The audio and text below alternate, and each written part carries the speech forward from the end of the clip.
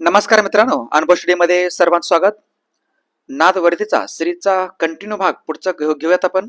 भाग 24वा आज आपण बघणार आहोत आणि नेहमीप्रमाणे हा देखील व्हिडिओ तुमच्यासाठी खूप महत्त्वाचा आणि युजफुल ठरणार आहे. व्हिडिओ शेवटपर्यंत नक्की बघायचा आहे.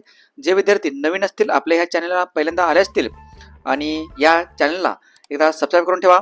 शेजारी दिलेल्या बेल आयकॉनला क्लिक नक्की करा, कारण अशाच प्रकारची माहिती आपण आपल्या चॅनलवरती नेहमी रोज न चुकता बघत असतो. रोज 9:30 वाजता हा व्हिडिओ तुम्हाला पाहायला भेटणार आहे. बघायला विसरायचं नाही. शेअर करा तुमच्या मित्रांपर्यंत, लाईक करा चला पटकन. आणि तयार राहायचं आहे खतरनाक व्हिडिओ बघण्यासाठी, नॉन स्टॉप मॅरेथॉनसाठी. म्हणजे कधी? रविवार. ठीक आहे ना. रविवार हा तुमचा भविष्य ठरवणार वार असणार आहे. रविवारी 24 नोव्हेंबरला सकाळी 10 वाजता एक खतरनाक मॅरेथॉन, जीकेच नॉनस्टॉप मॅरेथॉन आपण विश्लेषण घेणार आहोत. आणि हा जो काही विश्लेषण ठरणार आहे हे येणाऱ्या जेवढे पण मुंबई असेल किंवा कोणतेही पेपर असतील या पेपरसाठी उपयुक्त ठरणार आहे. याची लिंक कमेंट बॉक्समध्ये दिलेली आहे. एकदा चेक करा आणि रिमाइंडर सेट करून ठेवा. मी तिथं शेड्यूल लावलेला आहे. यूट्यूबवरती जावा नक्कीच. आणि जो आपलं डेली करंट अफेअर्सची बॅच आहे 49 रुपयाची बॅच, ही जर बॅच तुम्ही घेतला नसेल तर जरूर घ्या. जीके आणि जीएस दोन्ही पण तुमचं या बॅचच्या माध्यमातून कव्हर होणार आहे. आणि याची पण लिंक कमेंट बॉक्समध्ये आहे. आणि फक्त तुम्हाला अनुभव स्टडीचं ॲप आहे, हे ॲप इन्स्टॉल करायचं आहे. ₹1.5 ओनली तुम्हाला हे बॅच पडणार आहे डेली. ज्या विद्यार्थ्यांनी आपलं जे काय अनुभव स्टडीचं पुस्तक आहे, स्पर्धा परीक्षा राजगुरू नावाचे काय 1 लाईनचा ठोकळा 20,000 प्लस, ह्याच्या बाहेर शक्यतो तुम्हाला जीके पडणारच नाही. पडलं तर डेली करंट अफेअर्स पडेल, जो आपल्या बॅचमध्ये कव्हर होऊन जाईल. ओके, चला. आणि 500 रुपयाला हे पुस्तक मला घरपोच भेटणार आहे. या बॅचचं जे काय अगोदर आहे तो डेमो बघून घ्या. डेमो आवडला तर नक्कीच हे पुस्तक घ्या. पुस्तक नक्कीच तुम्हाला आवडेल. आणि अगोदर ह्या पुस्तकाचा अनुक्रमणिका बघून घ्या, स्क्रीनशॉट काढून घ्या वाटल्यास तुम्हाला. ही आहे अनुक्रमणिका. ह्या संपूर्ण पुस्तकाची अनुक्रमणिका बघूनच तुम्ही पुस्तकाच्या प्रेमात पडाल, हे मला नक्कीच खात्री आहे. चलो घेऊयात आपण. महत्वाचा पहिला प्रश्न तुमच्या समोर आहे. अवर्षणग्रस्त प्रदेशात वार्षिक किती सेंटीमीटर पेक्षा कमी पाऊस पडतो? म्हणजे किती कमी पाऊस पडलं की त्या एरियाला, त्या क्षेत्राला काय म्हणतो आपण? अवर्षणग्रस्त एरिया असं म्हणू शकतो आपण. तर किती आहे बाबा? 30 सेंटीमीटर आहे. पर्याय क्रमांक 3 लक्षात ठेवा. म्हणजे वार्षिक म्हणतो मी, वार्षिक. एका वर्षाला एखाद्या एरियामध्ये, प्रदेशामध्ये जर 30 सेंटीमीटर पेक्षा जर कमी पाऊस पडला, ठीक आहे, तर त्या काय म्हणतो आपण? अवर्षणग्रस्त एरिया असं म्हणू आपण. किंवा त्यापेक्षा पण आणखी कमी पडला तर 25 पेक्षा कमी पडला तर आपण दुष्काळ देखील जाहीर करू शकतो. आणि असे जे काय अवर्षणग्रस्त जे काही जिल्हे आहेत ना, हे जिल्हे भरपूर आहेत. उदाहरणार्थ सोलापूर आहे. सोलापूर अवर्षणग्रस्त मध्येच येतो. एक फक्त तालुका सोडला तर, माळशिरस तालुका सोडला तर. ओके, त्यानंतर सोलापूर आहे, अहमदनगर आहे, बीड आहे, सातारा आहे. नाशिकचे खालचे काही जिल्हे येतात. हे असे जे आहेत ना, हे लक्षात ठेवा. जे जिल्हे आहेत, खास करून विशेषतः हे अवर्षणग्रस्त जिल्ह्यात लक्षात ठेवायचं आहे. 30 सेंटीमीटर पेक्षा कमी पाऊस पडला तर. ओके. आणि हवेतील जे काय आर्द्रता आहे, ह्याला हे आपण कोणत्या उपकरणाने मोजतो? ठीक आहे. हवेतील आर्द्रता म्हणजे हवेमध्ये किती ओलावा आहे हे मोजण्याचं जे काय उपकरण आहे, ह्याला काय म्हणतो आपण? याला म्हणतो हायग्रोमीटर. याला म्हणतो आपण हवेतील आर्द्रता मोजण्याचं उपकरण. लक्षात ठेवा, IMP आहे. आणि संपूर्ण महाराष्ट्रामध्ये सर्वाधिक पाऊस कुठे पडतो बा? महाराष्ट्रामध्ये सर्वाधिक जो काही पाऊस पडणारं जे काही ठिकाण आहे वार्षिक सरासरी, त्या अंबोली या ठिकाणी पडतं. आणि अंबोली हे सिंधुदुर्ग या जिल्ह्यामध्ये येतं. ह्याला महाराष्ट्राचे चेरापुंजी असंही म्हणतात.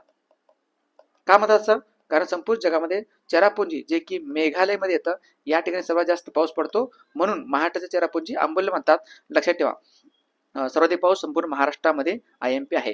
त्यानंतर सर्वात कमी पाऊस कुठे पडत असेल तर तो आपला सातारा जिल्ह्यामध्ये दहिवडी, मान या ठिकाणी सर्वात कमी पाऊस पडतो. IMP लक्षात ठेवायचा आहे. आणि सर्वाधिक तुम्ही जर दिवस म्हटलं तर सर्वाधिक दिवस जवळपास 129 दिवस पाऊस कुठे पडत असेल? 129 दिवस पाऊस पडतो जवळपास कुठं? गगनबावडा या ठिकाणी. गगनबावडा हे कोल्हापूर जिल्ह्यामध्ये येतं. आय होप तुम्हाला बऱ्यापैकी प्रश्नाचा आन्सर हे कळालेला असेल. नेक्स्ट, सहकार या क्षेत्रामध्ये दुग्ध उत्पादनात महाराष्ट्रात कोणता जिल्हा हा आघाडीवरती आहे? म्हणजे सहकारी क्षेत्रामध्ये दूध उत्पादन कोणत्या जिल्ह्यामध्ये सर्वात जास्त होत असेल तर तो आहे आपला कोल्हापूर जिल्हा. सहकारी चळवळीचे माहेरघर म्हणून देखील कोल्हापूर ओळखतात. आणि कोल्हापूर हा दुधाच्या उत्पादनामध्ये देखील नंबर 1 आहे आणि ऊसाच्या उत्पादनामध्ये देखील नंबर 1 आहे. खूप छान पद्धतीने त्या ठिकाणी, कारण जे काही नद्या भरपूर आहेत कोल्हापूरला. पंचगंगा जी काही नदी आहे ना, ही पंचगंगा नदीच्या खोऱ्यामध्ये भरपूर जे काही उत्पादन आहे ऊसाचं आणि दुधाचं वगैरे उत्पादन होत राहतं. लक्षात ठेवा. कोल्हापूर जिल्ह्यामध्ये जवळपास 12 तालुके येतात. 12 तालुके येतात आणि त्यापैकी चंदगड जो तालुका आहे ना, तो सर्वात दक्षिणेकडचा तालुका आहे कोल्हापूर जिल्ह्यामधील. लक्षात ठेवा. MP पंचगंगा, ज्याला कोल्हापूरची जीवनवाहिनी असंही पंचगंगा नदीला म्हणतात.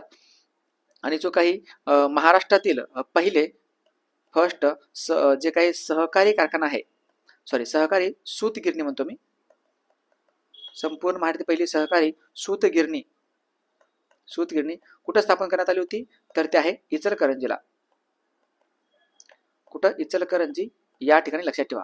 संपूर्ण ह्याच्यामध्ये सहकारी सूतगिरणी लक्षात ठेवा इचलकरंजी या ठिकाणी आहे आणि जी पहिली सुरू झालेली होती. लक्षात ठेवा IMP.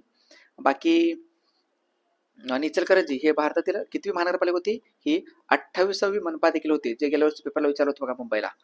ठीक आहे, कळतं? लक्षात ठेवा. बाकी सहकार म्हटलं की, आणि सहकारी क्षेत्रामधील पहिलं ऊसाचा कारखाना कुठे सुरू झाला होता, तर ते आहे प्रवरनगर लोणीला. प्रवरनगर लोणी या ठिकाणी अहमदनगर जिल्ह्यामध्ये ऊसाचा पहिला कारखाना हा सुरू झालेला होता, सहकारी तत्वावरील पहिला. लक्षात ठेवा. IMP आहे. सांगली जिल्हा आहे, ज्याला महाराष्ट्राची नाट्य पंढरी असेही म्हणतात. आणि सांगली या जिल्ह्यामध्ये जवळपास 10 तालुके येतात. अहमदनगर या जिल्ह्यामध्ये अहिल्यानगर म्हणतो आपण त्याला, आता 14 तालुके येतात. पुण्यामध्ये देखील 14 तालुक्यांची संख्या आहे. लक्षात ठेवा. दूध उत्पादन आहे हे. ह्याच्या व्यतिरिक्त मग दुग्ध जर म्हटलं तर दूध उत्पादनासंबंधीचं क्रांती विचारलं तर कोणती क्रांती असेल, तर ते श्वेत क्रांती आहे, ज्याला आपण धवल क्रांती असे म्हणतो आपण. श्वेत क्रांती. लक्षात ठेवा IMP. त्याच्यानंतर राष्ट्रीय दुग्ध दिन कधी असतो बा? राष्ट्रीय दुग्ध दिवस पण सांगा आणि जागतिक दुग्ध दिवस पण कधी असतो? जागतिक दुग्ध दिन आणि राष्ट्रीय दुग्ध दिन हा दोन प्रश्न महत्वाचे आहेत. राष्ट्रीय दुग्ध दिवस असतो 26 नोव्हेंबरला, कारण डॉक्टर वर्गीस कुरियन आहेत, त्यांची जयंती असते, ज्यांनी श्वेत क्रांतीला खूप मोठं उभारी दिली. त्यानंतर जागतिक दुग्ध दिन कधी असतो? हा असतो 1 जानेवारीला. 1 जानेवारीला दूध पिऊन आपल्याला काय करायचं? शाळेला जायचं आहे. चला, ह्याच्यानंतर 2 संस्था आहेत. National dairy development board NDDB आणि दुसरी संस्था आहे नॅशनल डेअरी रिसर्च इन्स्टिट्यूट. कुठे येते दोन्ही पण संस्था? नॅशनल डेअरी डेव्हलपमेंट बोर्ड हे कुठे येतं? हे येतं आनंदला. आनंद या ठिकाणी येतं. आणि नॅशनल डेअरी रिसर्च इन्स्टिट्यूट हे कुठे येतं? हे येतं कर्नालला. कर्नाल हे शहर हरियाणामध्ये येतं आणि आनंद हे शहर गुजरात राज्यामध्ये येतो. चला, कमेंट बॉक्समध्ये सांगा बरं आता, भारतातील पहिलं मिल्क ATM कोणत्या ठिकाणी आहे? भारतातील पहिलं मिल्क ATM कोणत्या ठिकाणी आहे? बऱ्याच जणांचं असं करेक्ट आहे, आनंद याच ठिकाणी भारतातील पहिलं मिल्क ATM आहे. आणि जे काही श्वेत क्रांती होती, त्याला आपण दुधाचा महापूर योजना म्हणतो आपण, जी 1970ला आपण राबवलेली होती. सगळे पॉइंट IMP येतं, लक्षात ठेवायचं आहे. चलो नेक्स्ट. महाभारतामध्ये धृतराष्ट्र या राजाच्या पत्नीचे नाव काय होते? धृतराष्ट्र सर्वांना माहिती असतील. ज्यांच्या मुलांना काय म्हणतो आपण? धृतराष्ट्राच्या मुलांना काय म्हणतो आपण? कौरव म्हणतो आपण, कौरव. आणि यांचे एक भाऊ होते, ज्याला म्हणतो आपण पांडू. ठीक आहे, पांडू. आणि पांडूच्या मुलांना काय म्हणतो आपण? पांडव असे म्हणतो. लक्षात ठेवा. मग ह्या जे काही 100 कौरव किती होते बा? हे होते 100 पुत्र आणि एक त्यांची भगिनी, म्हणजे 101 कौरव किंवा 100 कौरव. मुलांमध्ये जर आपण मेल म्हटलं तर 100 होते आणि एक होती त्यांची बहीण. चला, एका बहिणीचं नाव सांगायचं आहे मला. 121 जी काही कौरवांची एकमेव बहीण आहे, त्याचं नाव सांगायचं आहे. बघत कोण सांगतं? महाभारत कोणाला इंटरेस्ट आहे त्यांनी सांगायचं. चला, ओके. आणि गांधारी ना गांधारी याचा आन्सर आहे पर्याय क्रमांक 1. धृतराष्ट्राच्या पत्नीचं नाव काय असेल? गांधारी आहे. कोणती ही कोणाची बायको होती? पांडू. आणि पांडवांची आई आहे. ठीक आहे, जे 5 पांडव आहेत ना, 5 पांडव, यांची माता कोण असतील तर ते कोणती? माद्री पण पांडवाचीच माता आहे, हिडिंबा. ठीक आहे ना, तुम्ही महाभारत बघितलं असेल. हिडिंबा कोणाची बायको आहे? भीम. ठीक आहे ना, भीमाची बायको पत्नी कोण असेल? पत्नीच लिहितो मी. ठीक आहे, भीमाची पत्नी कोण असेल तर ते आहे हिडिंबा. तसे द्रौपदी 5 पांडवांची पत्नी म्हणा. ठीक आहे, दुश्शला. काय आन्सर? दुश्शला ही एकमेव कोण आहे? बहीण आहे. लक्षात ठेवा, दुश्शला ही एकमेव बहीण आहे ह्या कौरवांची. बाकी कर्ण आहे ना, कर्णाच्या बायकोचं नाव काय बाबा? पत्नीचं नाव काय कर्णाच्या? उर्शाली. उर्शाली आहे. भगवान श्रीकृष्ण सर्वांना माहिती असतील. ठीक आहे, भगवान श्रीकृष्ण आहेत. या भगवान श्रीकृष्णाच्या रुक्मिणीपासून झालेल्या मुलाचं नाव काय? प्रद्युम्न. प्रद्युम्न. लक्षात ठेवा. आणि श्रीकृष्णाची ना जे काही चक्र आहे, चक्राचं नाव काय? सुदर्शन चक्र. सुदर्शन चक्र आहे. श्रीकृष्णाच्या एक गदा आहे, गदा. ठीक आहे ना. श्रीकृष्णाला फक्त आपण चक्राच्या ह्याच्यामध्ये बघितलं, गदा पण आहे. त्या श्रीकृष्णाच्या गदाचं नाव काय असेल, तर ते कौमुदकी. लक्षात ठेवा, पेपरला विचारलं तर विचारतात. ओके, कौमुदकी ही गदाचं नाव आहे. आणि जे काही अर्जुन आहे, ठीक आहे, जे काही अर्जुन आहे, अर्जुन एक आहेत आणि कर्ण एक आहेत. ठीक आहे, यांच्या धनुष्यबाणाचं नाव काय, अर्जुनच्या आणि कर्णाच्या. अर्जुनाच्या धनुष्यबाणाचं नाव आहे गांडीव धनुष्य, गांडीव. आणि कर्णाच्या धनुष्यबाणाचं नाव काय, विजय धनुष, विजय धनुष. हे थोडंसं इंटरेस्टिंग आहे. महाभारत तुम्ही व्यवस्थितपणे महाभारत बघून घ्या. आणि हे आपण भारतात राहतो याचा अर्थ आपला महाभारत हे माहिती असणं गरजेचं आहे. कुणी लिहिलं हे महाभारत, महर्षी वेदव्यास. महर्षी वेदव्यासाने हे महाभारत लिहिलेलं आहे. चलो नेक्स्ट, पुढचा प्रश्न घ्या. गेंडा संवर्धन प्रकल्प हा कोणत्या वर्षीचा आहे. ठीक आहे, प्रकल्प आहे गेंडा संवर्धन प्रकल्प, हा कोणत्या वर्षीचा असेल. हा आहे 1987, पर्याय क्रमांक 3. 1987 गेंडा संवर्धन प्रकल्प आहे. आणि एक सिंगवाला जो काही गेंडा आहे, एक सिंगी गेंडा म्हणतो आपण त्याला, एक सिंगीवाला गेंडा, हा कुठे आढळतो, हा आढळतो काझीरंगा राष्ट्रीय उद्यानामध्ये, काझीरंगा नॅशनल पार्क, जो की आसाम मध्ये आहे, काझीरंगा नॅशनल पार्क. बाकी हे ठीक आहे. याच्या व्यतिरिक्त मी काही तुम्हाला हे सांगतो, प्रकल्प सांगतो बघा. प्रोजेक्ट टायगर कधीचा आहे, त्याला आपण व्याघ्र प्रकल्प म्हणतो आपण. कधीचा सांगा त्याला, व्याघ्र प्रकल्प कधीचा आहे. त्यानंतर हत्ती प्रकल्प कधीचा आहे, हत्ती प्रकल्प कधीचा आहे. त्यानंतर रेड पांडा नावाचा एक प्राणी तुम्हाला माहिती असेल, रेड पांडा प्रकल्प हा कोणत्या वर्षीचा आहे. ठीक आहे, रेड पांडा सांगा. त्यानंतर हंगुल प्रकल्प कोणत्या वर्षीचा आहे, हंगुल प्रकल्प, हंगुल प्राण्याला संरक्षण करण्यासाठीचा आहे, हंगुल प्रकल्प. त्यानंतर गुजरातचा जो काही सिंह आहे, गीरचं नॅशनल पार्क मध्ये आढळतो, गीर सिंह प्रकल्प म्हणा, गीरचा सिंह प्रकल्प हा कोणत्या वर्षीचा आहे. त्यानंतर मगर प्रकल्प, मगरींचा प्रकल्प हा कोणत्या वर्षीचा आहे. त्यानंतर आणखी एक प्रकल्प सांगतो, कस्तुरी मृग प्रकल्प, कस्तुरी मृग प्रकल्प हे कोणत्या वर्षीचा आहे. त्यानंतर अजून कुठलं पाहिजे होतं तुम्हाला, आता गिधाड एक सांगतो त्याला, गिधाड संवर्धन प्रकल्प कोणत्या वर्षीचा आहे, गिधाड संवर्धन प्रकल्प हे कोणत्या वर्षी. चला सगळ्यांच्या आन्सर होतं, व्यवस्थितपणे चेक करा. व्याघ्र प्रकल्प सर्वांना माहिती असतील. आता कुठला कधीचा आहे, प्रोजेक्ट टायगर हा 1973चा आहे. हत्ती प्रकल्प 1992चा आहे. ठीक आहे, हत्ती प्रकल्प 1992चा आहे. त्यानंतर रेड पांडा प्रकल्प हा 1996चा आहे. कधी 1996चा लक्षात ठेवा, रेड पांडा प्रकल्प आहे. आणि हंगुल थोडं जुना आहे, 1970चा आहे. हंगुल प्रकल्प महत्वाचा आहे. आणि गीरचा सिंह जो प्रकल्प आहे तो 1972चा आहे. गीरचा सिंह प्रकल्प 1972चा लक्षात ठेवा, महत्वाचा आहे. त्यानंतर आहे 1974चा मगर प्रकल्प आहे, मगर 1974चा प्रकल्प लक्षात ठेवा. आणि कस्तुरी मृग आहे 1974चा. हे दोन्ही पण बघा, मगर आणि कस्तुरी मृग दोन्ही पण 1974चा येतात. आणि गिधाड संवर्धन प्रकल्प हा 2008चा आहे, लेटेस्टचा आहे, 2008. ही सगळी मेन पॉईंट येतं, IMP येतं.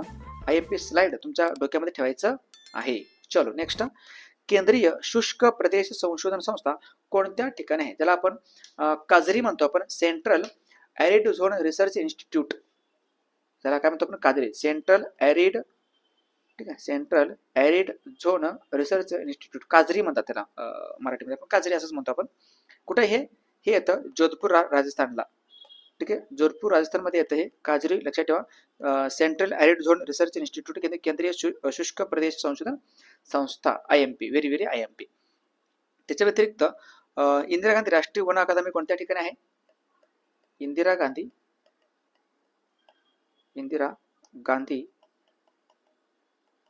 मी मुक्त विद्यापीठ म्हणे ना. ठीक आहे, इंदिरा गांधी विमानतळ नाही, विमानतळ कुठे असेल, विमानतळ आपल्या दिल्ली आहे. इंदिरा गांधी राष्ट्रीय वन अकादमी कोणत्या ठिकाणी आहे, तर ही डेहराडून या ठिकाणी येतं.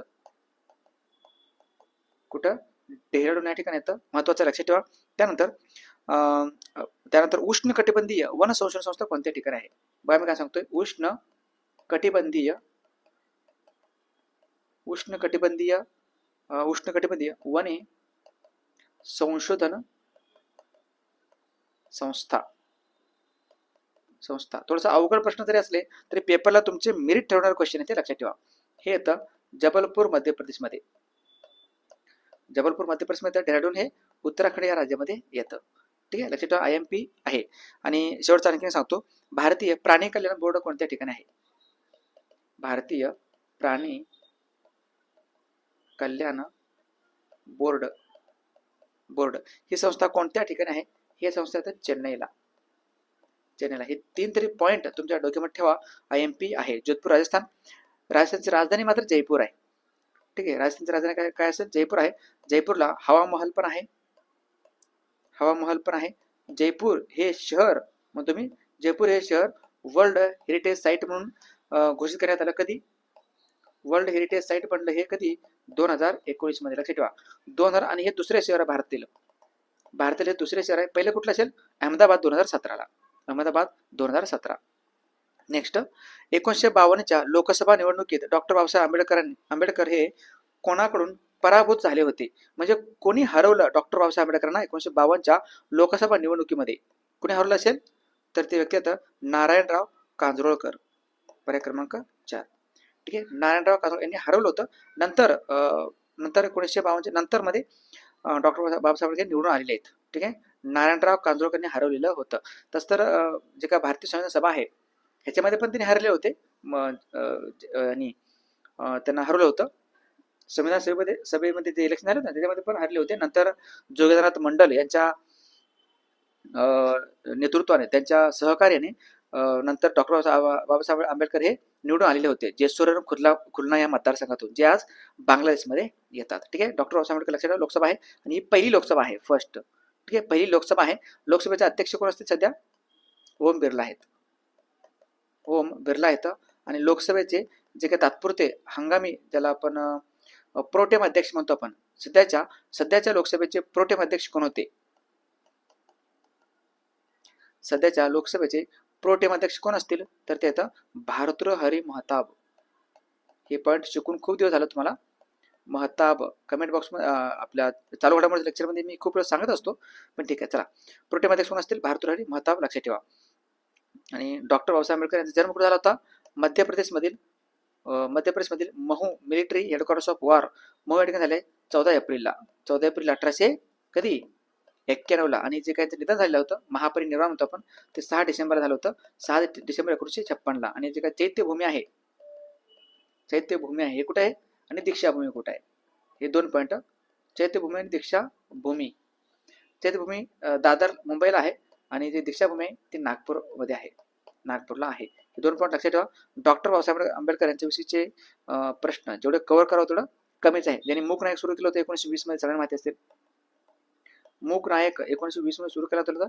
1991 मध्ये डॉक्टर बाबासाहेब आंबेडकरांना भारतरत्न पुरस्काराने देखील सन्मानित करण्यात आलेलं आहे. आपण पॉइंट लक्षात ठेवा.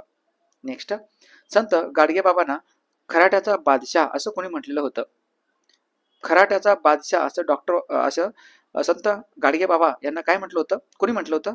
तर ते व्यक्ती आचार्य अत्रे, आचार्य प्रल्हाद केशव अत्रे, लक्षात ठेवा. आचार्य अत्रे खराट्यांचा बादशाह.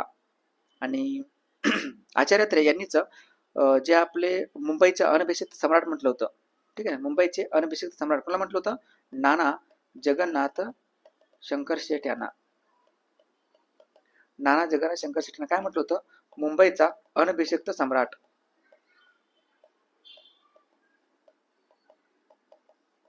मुंबईचे अनभिषिक्त सम्राट असं म्हटलं होतं. हा पण पॉइंट लक्षात ठेवायचा आहे. आचार्य अत्रे यांच्या पुस्तकाचं नाव काय असेल? हे खूप मोठं पुस्तक आहे त्यांचं, ज्याला आत्मचरित्र म्हणतात तर काही हरकत नाही. ते म्हणजे करेचे पाणी. करेचे पाणी हे आत्मचरित्र आहे बरं का. आत्मचरित्र कोणाचं आहे? आचार्य अत्रे यांचे आहे. आणि आचार्य अत्रे काय म्हणतो आपण? यांना म्हणतो आपण केशव कुमार या टोपण नावाने त्यांना ओळखलं जातं. लक्षात ठेवा, महत्वाचं आहे. संत गाडगेबाबा. आणि संत गाडगेबाबा यांचा जो काही जन्म झाला होता, कुठे झाला होता? शेणगाव या ठिकाणी त्यांचा जन्म झाला होता. आणि त्यांची काही समाधी आहे, मृत्यू झाला होता किंवा समाधी, लक्षात ठेवा, अमरावतीला आहे. अमरावतीला. शेणगाव देखील अमरावतीमध्येच येतं.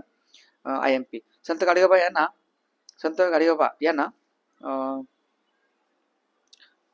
ठीक आहे, संत गाडगेबाबा यांनी थोडक्यात कर्मवीर भाऊराव पाटलांना कर्मवीर ही उपाधी दिली होती.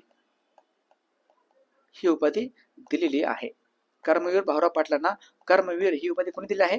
संत गाडगेबाबा यांनीच दिलेला आहे. सगळ्या पॉईंट लक्षात ठेवा, एक एक पॉईंट महत्वाचं आहे. नेक्स्ट, पुणे प्रशासकीय विभागातील सर्वात उत्तरेकडे तालुका कोणता आहे?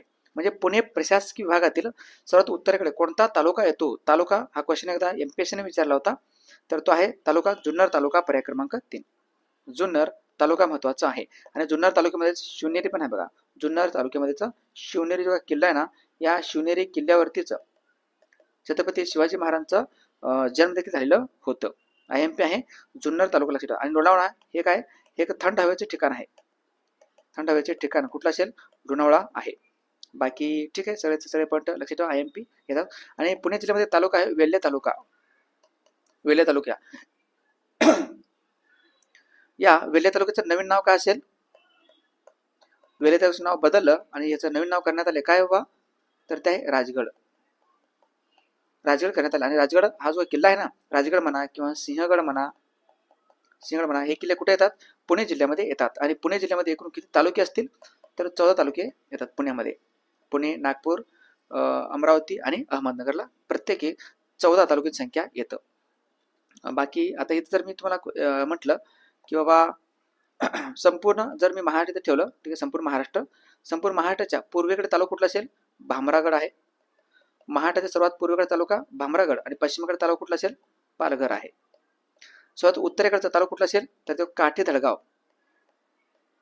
किंवा अक्राणी धडगाव म्हणतो आपण त्याला. आणि सर्वात दक्षिणेचा तालुका कुठला असेल तो तुम्हाला कमेंट बॉक्समध्ये सांगायचं आहे. सांगितलं पण दोडा मार्ग, ठीक आहे, दोडा मार्ग. चलो, एक पुस्तक आहे हॅरी पॉटर. हे हॅरी पॉटर पुस्तक कोणाचं आहे? हॅरी पॉटर लिहिलेलं आहे JK रोलिंग यांनी, पर्याय क्रमांक 2. JK rolling. जसंच्या तसं तुम्ही हॅरी पॉटरची सिरीज पण आहे बघा, ठीक आहे, सिरीज पण आहे टीव्ही वरती आणि पुस्तक पण आहे. हॅरी पॉटर लक्षात ठेवा, JK रोलिंग. जसं तसं तुम्ही लक्षात ठेवायचं आहे. आणि जे काही इथं सेन वॉटसन तुम्हाला दिसत असेल, जे की ऑस्ट्रेलियाचे खेळाडू आहेत. ऍक्च्युली ऑस्ट्रेलियाचे खेळाडू आहेत. हा, मात्र मी इथं म्हटलं शेन वॉर्न यांच्या पुस्तकाचं नाव काय असेल? यांच्या पुस्तकाचं नाव आहे नो स्पिन. हे आत्मचरित्र इतर कोणाचं आहे? शेन वॉर्न यांचं आहे. आणि ॲडम स्मिथ यांना काय म्हणतो आपण? यांना म्हणतो आपण काय? यांचं पुस्तकाचं नाव अगोदर लिहून घ्या.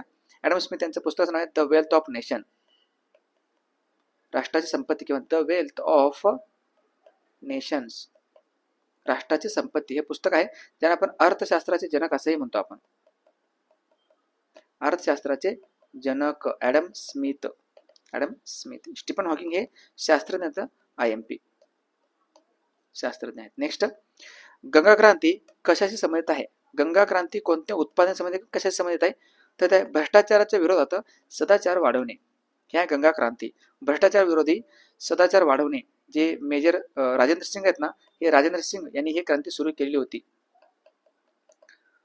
राजेंद्र सिंग यांना काय म्हणतो आपण? यांना म्हणतो आपण Waterman of India. Waterman of India म्हणून कोणाला ओळखतात? तर ते तर राजेंद्र सिंग, जे की राजस्थानचे येतात. ठीक आहे. कृषी उत्पादन संबंधित हरित क्रांती आहे. नदी जोड प्रकल्प संबंधित अमृत क्रांती आहे. आणि चहा उत्पादन संबंधित कुठली क्रांती असेल? तर ते आहे हरित सुवर्ण क्रांती, ग्रीन गोल्ड रिव्होल्यूशन. हरित सुवर्ण क्रांती, ग्रीन गोल्ड रिव्होल्यूशन कुठलं असेल? चहा उत्पादन संबंधित आहे. सगळे क्रांती आपला तुम्ही जर कोर्स घेतला नसाल तर जरूर घ्या. आपला एक कोर्स आहे स्टॅटिक जीके वाला, स्पेशल वाला. ठीक आहे. हा स्टॅटिक जीकेचा कोर्स फक्त 99 रुपयाला आहे बरं का. 6 महिने तुम्ही सगळे कंटेंट बघू शकता. आणि स्टॅटिक जीकेचा कोर्स तुम्हाला खूप काही देऊन जाणार आहे. कमेंट बॉक्समध्ये लिंक आहे ॲप्लिकेशनची. ॲप इन्स्टॉल करा आणि घेऊन टाका. चला एकदा लाईक करा आणि सबस्क्राईब करा बरं चॅनलला. एकदा जे विद्यार्थी नवीन असतील, चॅनलला सबस्क्राईब केलं नसतील, त्यांनी सबस्क्राईब करून ठेवायचं आहे. नेक्स्ट, देशामध्ये सर्वाधिक द्राक्ष उत्पादन कोणत्या राज्यामध्ये होतं? सर्वात जास्त द्राक्षाचे उत्पादन करणारं राज्य कुठलं असेल? तर तो आहे महाराष्ट्र, पर्याय क्रमांक 1. महाराष्ट्र हा देशामध्ये सर्वाधिक द्राक्षाचे उत्पादन करणारा राज्य आहे. आणि महाराष्ट्रामध्ये कुठं सर्वात जास्त द्राक्ष होतं? Nashik.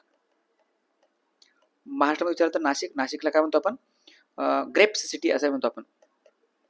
Grapes city of India असे म्हणतो आपण.